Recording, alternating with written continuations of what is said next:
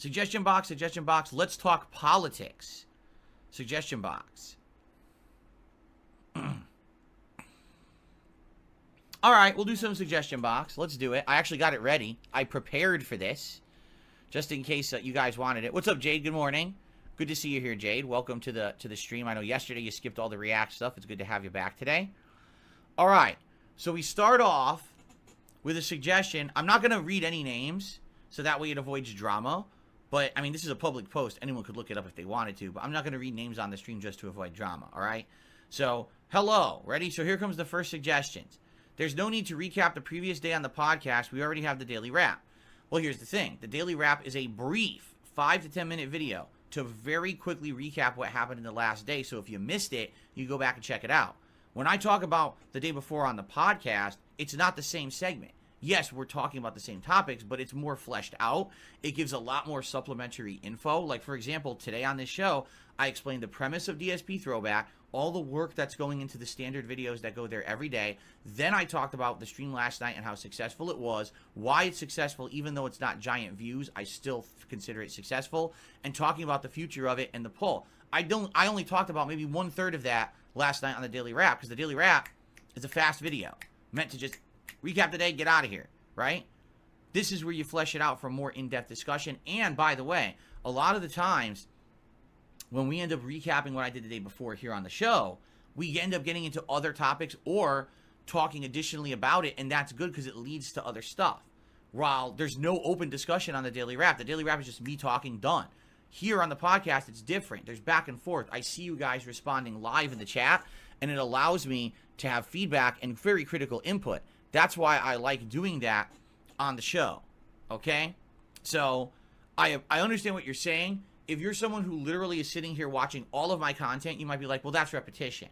Well, technically, there's a small amount of repetition in there. You're right. But I definitely feel like doing it on the show and then adding to it and extrapolating upon it and getting your immediate feedback on it is way more meaningful than me just talking to myself on the daily wrap and leaving it at that, okay? Here's the thing.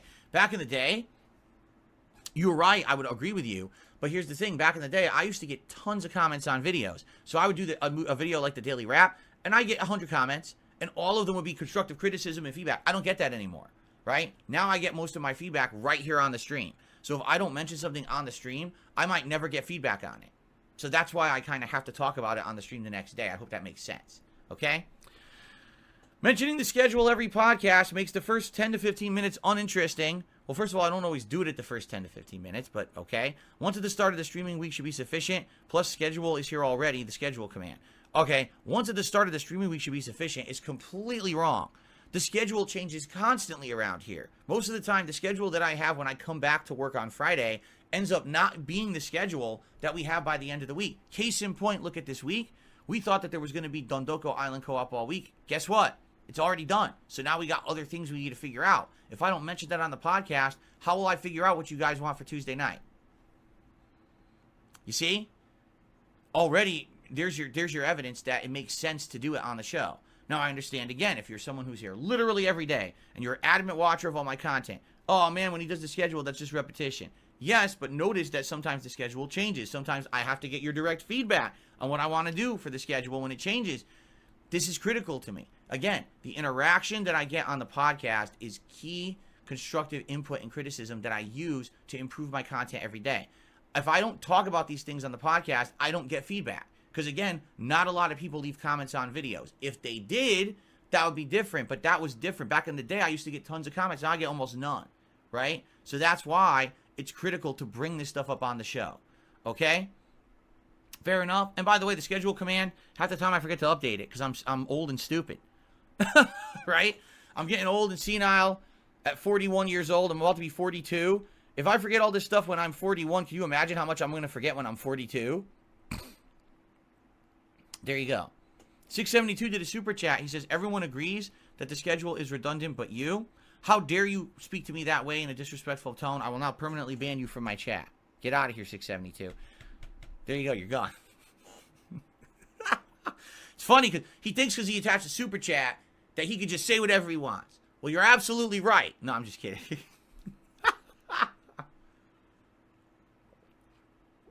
For those who don't know, 672 and I razz each other back and forth. It's not serious. We're just messing around. It's funny, actually. I like having that little bit of camaraderie of razzing back and forth. Thank you, 672, for the super chat. Okay. Lest someone take it seriously and think that we're actually at each other's throats. We're not. We're just joking around. Okay. Before we continue on with any suggestions, a few more contributions have come in that I should shout out. So hold on a second here. Excuse me.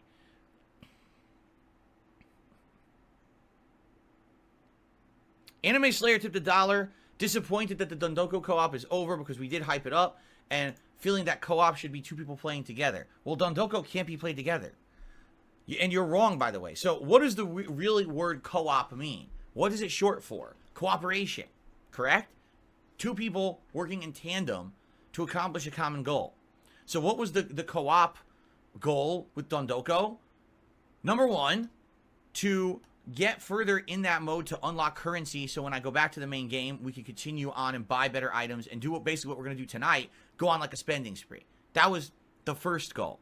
The second goal was to essentially make entertaining content for you guys, right? So there's 2 goals. The 2 co-op goals, get as far into the mode as possible and make entertaining content. Well, because of Kat's expertise in the mode, we did turbo through it. Like, if I just played that for myself that first night, there was no way we would hit 2 stars in one night. That never would have happened. It's because she knew what she was doing. She knew the things to build, how to do it fast, where to run around, what to unlock quick. She knew how to do that, and it was her expertise in it that allowed us to succeed. And that first night was very successful when it came to entertainment value. The problem was, night 2 completely flipped it on its head. Night 2, it became more boring. It was the same grinding stuff over and over. Things weren't advancing as fast. We were getting tired. We were getting very bored with this and wished that we were doing something else. And honestly, I could tell she was getting fatigued from doing it and wasn't having a good time. If we're not having a good time doing co-op, there's no point to doing it. You understand? We're not putting entertaining content out if we're not, both of us, not enjoying it. So it's much better to observe that, acknowledge it, and adjust for it than to force yourself to continue with something that no one's enjoying. I don't feel like if we had kept doing the Dondoko Island co-op that it would have been enjoyable for anyone, because for us it would have been a boring grind, and to the viewers we wouldn't have been very happy. We wouldn't, really, if you take a look, essentially it wasn't even that entertaining that second half of that stream because we were so tired and annoyed at the game that we weren't having fun even talking with the audience anymore. And that's not the audience's fault. That's just a situation, right? In life, you acknowledge when something is not going so well, and then you adjust for it. If you ignore the problem, then the problem just gets worse, bubbles up, and extrapolates, and then maybe blow up. Why do another 2 streams of Dondoko Island co-op that we're not enjoying and you're not enjoying? What's the point, right? So, it is co-op. By the way, it's not like it was only one person doing it. Both times, I took over for her at one point and started doing the gameplay as well. If you want to be super stickler to say, well, no, you 2 weren't cooperating in the gameplay, that's not the definition of what a co-op stream is. I hate to tell you. But, yeah, I mean, there's other games that have co-op gameplay. We're just not doing them right now. And again, we've already discussed this, that some of the games you guys suggested, it takes 2. She's not interested in that at all. She doesn't care about that game. Pal World, she does not like it at all. She watched me play it once. She was so bored. She's like, I would never want to do that. We're going to eventually probably get to a point where we find stuff where Kat will want to participate in, but we just haven't found it yet. Now, again, we've dabbled with the idea that perhaps she'd like to come in as a guest commentator on a night when I'm just doing regular Like a Dragon. Right? Maybe one of these nights I'll be saying it's a Like a Dragon night, and Kat will just appear and say, hey, I'm here. I just want to hang out and watch you play and do some commentary with you. Great. She's always welcome to do that, and I'm sure she'll let me know if she wants to do that. That's how we'll approach it. But, yeah, we're not going to force anything. We're not going to force content that's not good, because it's just not going to be good content. It's going to be shit. We're not going to pretend like we're liking a mode we don't like. We're not going to be overly with the audience when it's boring. We're not going to do that. We're not fake people. We're not people who put on a happy face and act like a character on a stream to make $1. We're real people. That's the difference. I mean, maybe you're so used to streamers who go on, oh, we're doing co-op tonight, and the whole night, oh, it's happy rainbows and unicorns and everything's so great. Everyone's having a great time. That's not us. We're real people. You're getting the real us on our streams.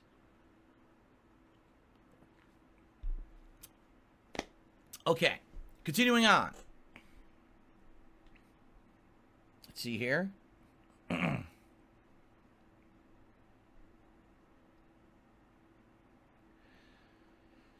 trying to understand this. Let me read it. It was a $1.99 tip from anonymous tipper. If you stop recapping on the show after the daily wrap, it encourages people to watch those old videos. Why watch it if you tell us everything? So what you're saying is, again, I'm trying to hammer this in to make sure I'm understanding it. Because on the next day's podcast, I'm telling you what happened the day before, you have no incentive to go watch it. I don't believe that at all. Right? That would like be saying, so last night there was a new episode of The Boys. Now you have absolutely no idea what's on the show, so you're not checking it out yet. But then the next morning, everyone at the office is talking about last night's episode of The Boys and how exciting it was. So now you're enticed to go watch it. Right? If I hadn't mentioned today, wow, that retro react stream last night was really good of Heavy Rain, you might be like, nah, I'll check it out when I get a chance. But now I'm talking about it, I'm saying, wow, it was really good. The feedback is outstandingly positive. Everyone says they loved it, they want more. Vote for what you want next week. You're tight. Oh my God, I want to go check it out now. Right? So I don't understand what you're saying there at all. I'm not literally sitting here for 2 hours in real time telling you moment by moment what happened. Right? If that was the case, that'd be different. But that's not what's happening, so I don't understand what you're saying. I don't know. Let's continue on. Hold on a second here.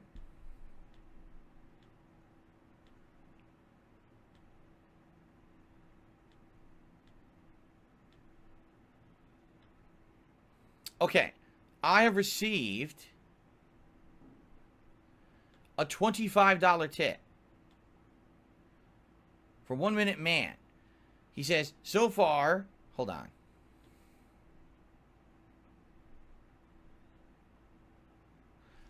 Hold on. Let me play animation. Oh, he has a giant paragraph. You know 1 Minute Man, a lot of the times he has a lot to say. So let me play the animation, get him on the leaderboard first. All right.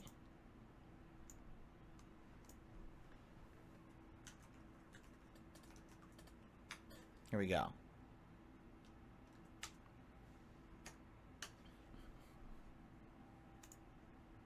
Here we are. Okay. So, 1 Minute Man. Oh, wait. Okay. 1 Minute Man says, so you didn't romance anyone in Baldur's Gate 3. That's fine. The option is lurking in almost every personal dialogue. I will agree there. It seems like the game developers really, really, really want to push it down your throat that you should be doing a personal relationship in Baldur's Gate 3. I mean, even Withers mentions it and says, gee, you didn't hook up with anyone yet. It's like, Withers, what the fuck are you talking about? You're supposed to be like a necromantic summoner. Why would you even bring this up? It makes no fucking sense. It really does seem to me like they're really trying to wedge that relationship shit down your throat. Why don't you once try an option and see how the game deals with it? And let's get a sample of how it works. Likely there's an opportunity with a feisty female winged creature later. Oh boy. She could help you or take you on a wild ride. It could be fun. Don't be shy. I think I've already explained many times my feelings about this, okay? Listen, if you're someone who plays Baldur's Gate 3 and you like everything about it and you like the fact that these options are in there, more power to you to enjoy a virtual romance option. Just like in any of these games, you know, for example, any of these visual novel games, usually there's the opportunity to have the waifu or husbando character, right? There's even entire genres of gaming based around it, correct? In Japan, it's huge. They have all these different games based around that kind of stuff, right? If you like it, good for you, right? And that's fine. My personal take is this. Unlike other games that I've played in the past, for example, Mass Effect 1, right, has these relationships with certain characters, whether it be Ashley or Liara or whoever, where over the course of natural dialogue in the game, it feels like those characters, and not you as a virtual person superimposing yourself into the feet of Shepard, but it feels like Shepard and those characters could actually have some kind of a real attachment or relationship growing over the course of the game. per your dialogue choices in the game, you can unlock romance, right? And it feels organic and natural with the way that they put it into those games, right? This is my take. You can disagree. I feel like in Baldur's Gate 3, this was a feature. They wanted to sell this game based on you can hook up with anyone, right? So they made it easy. At one point, I mean, at the end of Act 1, there's the party with the tieflings. And literally everyone in the camp hits on you and wants to sleep with you. Oh, yeah. That's really realistic. That immediately, because you had one victory, right, in combat, everyone now wants to sleep with you, right? It's like, what? That's not meaningful development. It wasn't built through meaningful dialogue or relationships or anything like that. It was literally thrown at you as a dangling piece of meat. Hey, for those of you out there who want virtual romance, here it is. Come get it. Do it with anyone in the game. Come on, come on.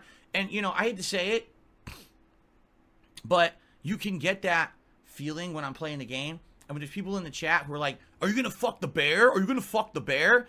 You sound like an 8-year-old, right? You sound like an immature idiot drooling over the fact that there's romance options in the game and that everyone should just do them because they're in there. That is the dumbest thing I've ever heard, right? Now, again, if you're someone who is playing this game for yourself in your private life, you're not broadcasting it across the fucking internet to an audience of thousands of people, right? And I say thousands because even though there's a few hundred on my stream, there's all the rebroadcasters and there's also everyone who watches my stuff on demand, right? If you want to enjoy the romance options, go for it. I'm not criticizing you, but I'm saying my personal take is that would be something that you would want to enjoy for yourself in your own private playthroughs, right? It's not like right now, let's start watching rated R movies, softcore porn from the 1980s and 90s of people boning. We're not going to do that on a YouTube stream. It's fucking weird. That's stuff for your own private enjoyment. You don't ask someone to partake it with you publicly, right? You don't. That's weird shit. Again, I've equated it to, imagine if you're sitting there watching a movie with your family members, and all of a sudden there's a love scene on the screen. Well, that's kind of awkward, because I'm sitting here with my parents and family members, and there's two people making out on the screen. Like, whoa, it's weird, right? That's something for your private life, your private enjoyment. It's not to be publicly displayed, right? Maybe you disagree, and if you do, that's also okay. But you got to respect my opinion on it. I don't want to be doing public romance stuff in my content, on my streams. That's not what I'm about. You're not coming here for that kind of stuff. Back in the day, 14 years ago in my old playthroughs, yeah, I was trying to appeal to a teen audience, right? So back then it made sense. Today, I'm not appealing to a teen audience. I'm appealing to a more mature adult audience who've been along the ride with me, all right? The bottom line is, if you're someone who's here bothering me about this shit every day, why are you doing that? Do you know how fucking obnoxious that is? You shouldn't be bothering me personally about doing romance in games if I don't want to do it. Right? How about I come to your house and I nag you every day to do something you don't like? What if I really feel like you should eat peanut butter and banana sandwiches? So every day when you go to make lunch, I sit there in your face and I say, make peanut butter banana, make peanut butter banana, make peanut butter banana. Well, I don't like peanut butter banana. Fucking make peanut butter banana. The bananas and the peanut butter are right there on the counter, so make it, bitch. No. Respect someone's desires to do or not do something. Don't fucking force them and twist their fucking, the knife into their back. It just makes it more annoying. And this is the thing, too, that people don't get about me, because I've tried to explain it over the years, and I swear people don't get it. The more you nag me about something, the less apt I am to do it. That's just the kind of person I am. Because if you keep bothering me about something that I've outright already answered or told you I don't want to do, it just destroys all desire that I would ever have to want to actually do it. Right? So, yeah, when immediately I'm playing Baldur's Gate 3, open the doors, because there's sex in that room. Have sex with the bear. Bone this character. Bone that character. You sound like a bunch of fucking immature teenagers. Like you're full of hormones raging out of your bodies and you're uncontrollable. What is wrong with you? If you want that, that's fine. Enjoy it in your own time, your own space, in your own playthroughs. Right? Or go to someone else's horn dog streams where they're doing that kind of stuff. You're not going to find that content here. Why are you even looking for it? You know what I'm saying? Seriously. But again, that's the point I'm making, is the more you bother me about it, the less I would even be inclined to do it. That's just how I am. I don't know. It really is in my life. Let's kind of, maybe it's an authority thing. You know, you tell me what to do. If you justify to me why to do something, then I'll do it. But if you just tell me to do it because you want it, then I won't do it. I don't know. That's kind of how I've always been. Maybe it is a thing, a mental thing from my childhood. Who knows, right? I wonder why I'm like that, but I'm definitely like that, right? On the flip side of that, if you tell me there's something that I can't do, then I'll probably be motivated to prove you wrong and do it, right? So you tell me to do something, I won't do it. If you tell me I can't do something, I will do it. That's weird, but that is how my mind is wired. Now that I'm thinking about it and just talking out loud on the podcast, that's definitely how I am, right?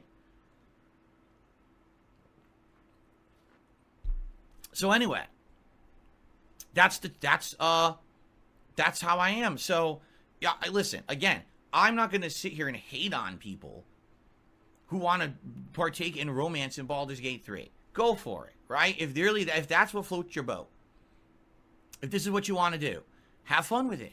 I don't mind. It doesn't bother me in the least, right?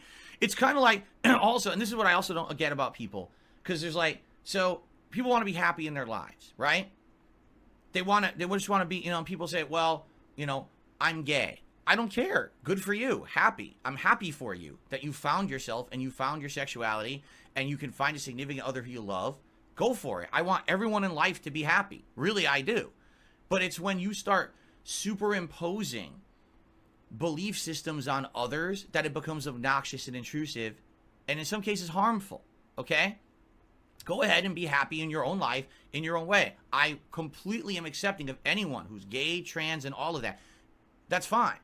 But then when you start creating like wars between people who are straight and gay or trans, that's when it crosses the line. And I see this all the time online and social media. War, oh my God, because you're not 100% on this side or 100% on that side. You're all enemies. No, you're not.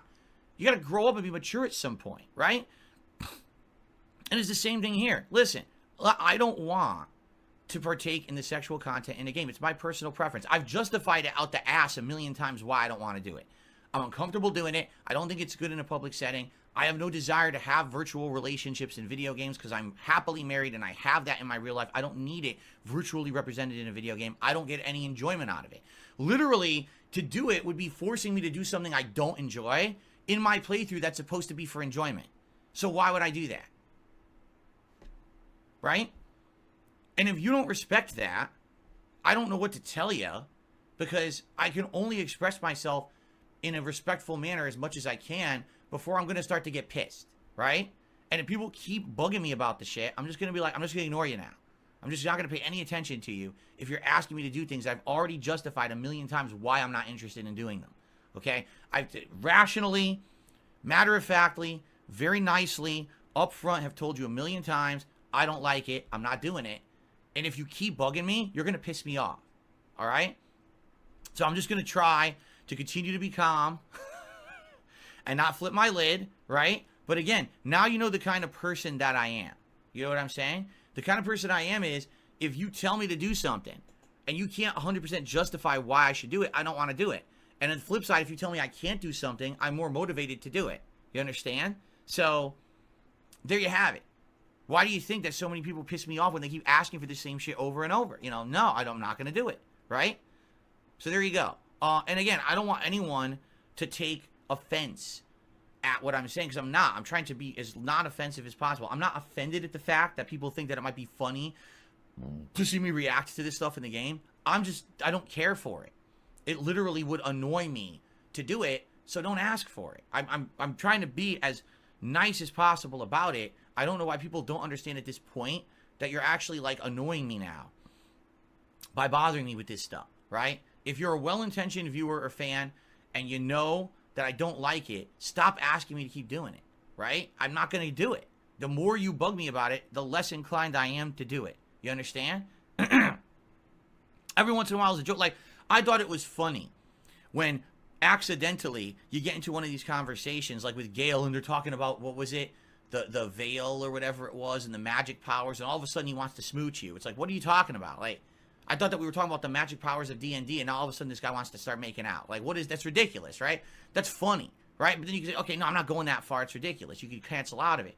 But it's so unnaturally wedged into the game. Again, I feel like they wanted to make this a selling point for certain kinds of people who are so into virtual romance in video games with their, it's a whole industry. It really is a whole industry that now it's a selling point of Baldur's Gate 3 that you could do this with all the cast, and it's so easy to do because they're jumping your bones after the first third of the game, right? It's ridiculous. So if you want that, go for it.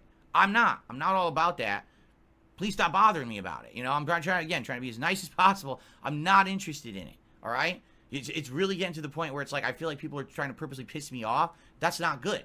I don't want to feel like people who I thought are longtime fans and supporters are trying to purposely upset me.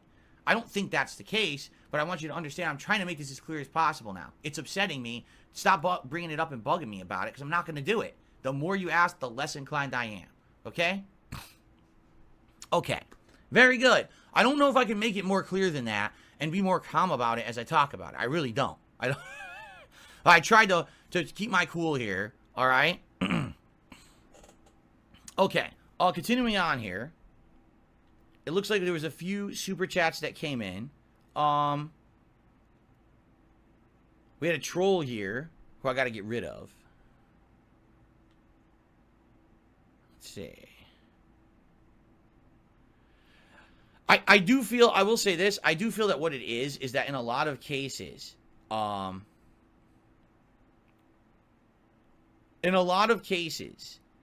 I feel like people just don't want to let go of the past. Because remember, I get 10, 15 years ago, that's the kind of content that I focused on because it got teenagers to watch my content. It did. Teenagers were all about that, sexual, risque stuff. They loved it. I haven't been like that in so many years. I changed many, many years ago. Just like people who bug me about John Rambo co-op and shit. It's like, guys, I haven't talked to John Rambo in 9 fucking years. It's not happening. I'm never going to do co-op with John Rambo again. I'm never going to go back to being the immature sexual commentary guy again. It's just not happening. It doesn't matter how much you desire it, how many wishes upon a star you have. Reality is reality. Things change over time. For the better, in my opinion. I like my content today better than the stuff I used to do. Having to constantly be stretching the limits of the commentary I can do and always say the most ridiculous over-the-top thing to get attention on my content. I like my content now more. I really enjoy this better. Having real relationships, real conversations is what I meant to say. Real social interactions with all of you. Instead of it me, sex, racism, or racial commentary, sex, violence. I don't have to do that anymore. I literally don't have to fill every moment of dead air. And I like that better. It's more true to who I am. Instead of me making crazy, really pushing the boundary shit up every moment. Instead, we could just be real people. That's much better, okay? Now, if you don't agree with that, you probably should have jumped ship from my content like 8 years ago. It's been that long. Are you aware? It's literally been that long since I changed my content. People just don't seem to realize it yet. It's like, yeah, it's been that long. So, time to move on. It's time to stop asking for old Phil. Old Phil is old and in the past and is not coming back. But there's a reason why I have a throwback channel. So, if you still want to enjoy those old times and the old style, it's still there. You can still get it and like it and enjoy it over there. And we can all laugh at it together on these fun retro react streams, right? That's the point. I don't understand where the confusion is coming in. I just don't. It seems to be clear as day, written in front of you. Here's how things are. Well, I'm going to ignore all that and still go over here and ask for something else. Right? Do you walk into an Italian restaurant that used to be a burger joint and demand a hamburger? Well, sorry, sir, we're an Italian restaurant now. Well, I want your old burger. I loved it. But we don't serve burgers anymore. Would you like our delicious lasagna dish? No, I want a burger. Sir, we don't serve burgers. What are you doing here? You know what I'm saying? There you go, the restaurant analogy, and it works. Ladies and gentlemen, I don't serve burgers anymore. I serve gourmet Italian dishes. So if you want gourmet Italian, stay here on DSP Gaming. If you're looking for burgers, go across the street to McDonald's. I don't know what else to say. There you go. Quote that. That should be the clip. That should be the clip that everyone puts on the internet. Don't take anything in reference. Take that clip completely out of reference and just put it on the internet. And people will be like, what the fuck? What's he talking about? What? That would be great. All right. Anyway, let's continue. So I can't find this troll. There was a troll. I'm just going to ignore a super chat. Clashed23 did a super chat. He says, did you see LTG? He got booed at a streaming awards by the crowd. He was announcing best FGC player of the year. I pay no attention to that stuff. Of course, people, try to bother me with it. I'm like, I don't care about any of that drama nonsense, so I'm not going to involve myself in it. And 672 did a super chat. He says, you absolutely cannot play Cyberpunk's DLC. I forbid you. All right.